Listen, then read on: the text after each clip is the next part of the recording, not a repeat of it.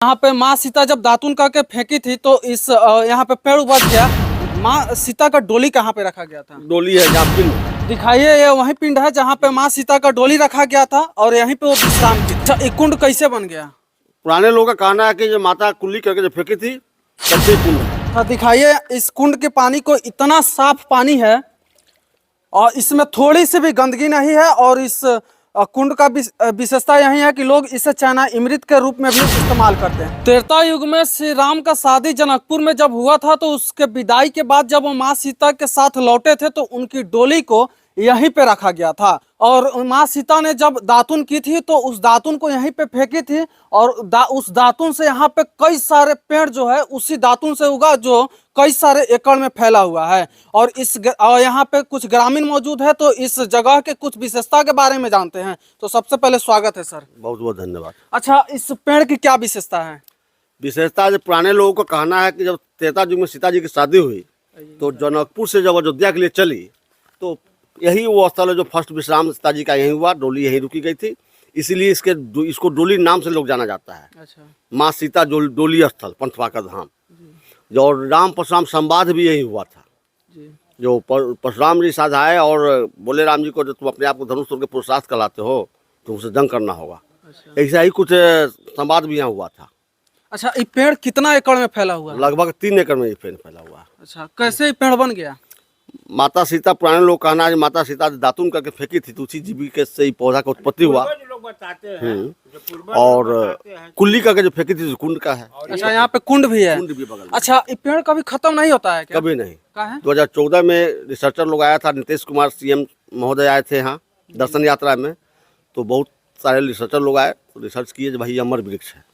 अच्छा, इसे लगभग त्रेता युग के 30 से 35 हजार वर्ष हो गया होगा, जी। लेकिन आज तक ये पेड़ टूटा नहीं, नहीं जुआया न बुढ़ाया। जो स्थिति है वही स्थिति में है। इसका ताना सूखता ही नहीं? ताना सूखता ही नहीं है। दूसरी बात क्या है कि इनका ताना जिसमें चला जाए प्राइवेट लैंड वाले को, लैंड वाले स्वतः छोड़ के पीछे हट जाते हैं। क्योंकि काटने तोड़ने से, जानबूझ के काटने तोड़ने से उसका बुरा रिजल्ट आता है, बुरा असर पड़ता है। ऐसा हुआ भी है समाज में। इसलिए कोई तार काटने से तोड़ने तार काट नहीं सकता है। पत्ती कोई तोड़ता भी नहीं होगा तो? नहीं, अब आप लोग अनजान में कोई तोड़ ले बच्चा आगे वो अलग चीज़ है, लेकिन जानबूझ के इसको काटिएगा तो आपको पूरा रिजल्ट आएगा।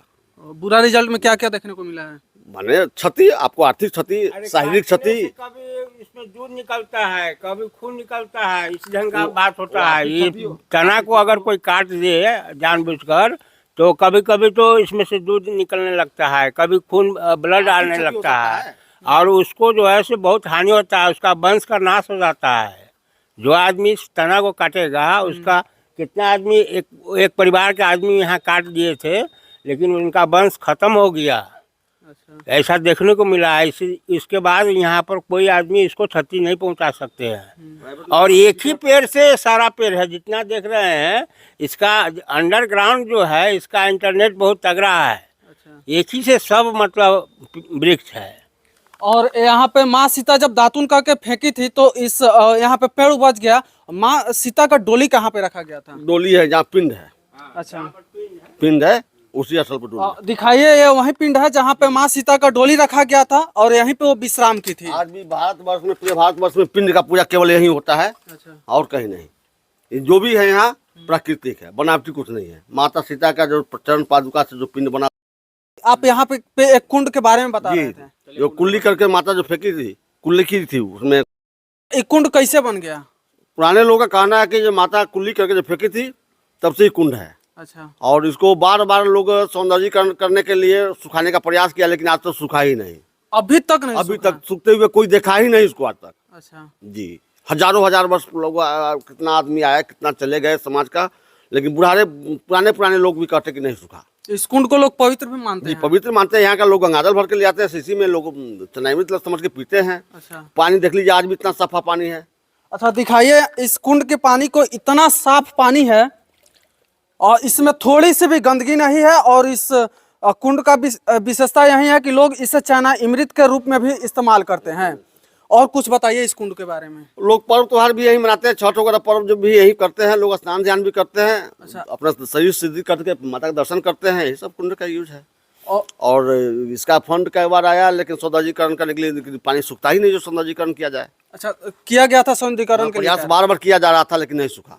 क्यों नहीं सूखा? अब तो माता का वो तो प्राकृतिक बात है, क्यों नहीं सूखा, या तो माता की कृपा है।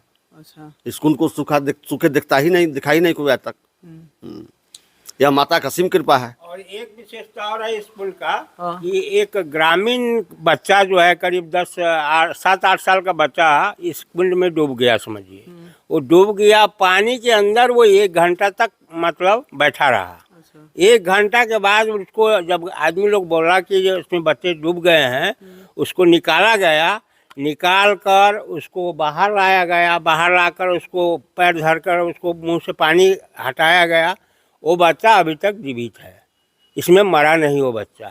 इस मतलब ये जो 4-5 साल का बात है, 4-5 साल पहले ये घटना घटा था और वो बच्चा अभी तक जिंदा है और एकदम सही है। बाकी यहाँ से हम आपको खबर दिखा रहे थे कि जब राम जी का शादी हुआ था त्रेता युग में, तो माँ सीता के साथ उनकी डोली को यहीं पे रखा गया था और यहाँ की पूरी विशेषता को हम इस वीडियो में बता दिए हैं। मिलते हैं अगले कोई नई वीडियो में नई अपडेट के साथ, तब तक के लिए जय हिंद, जय बिहार।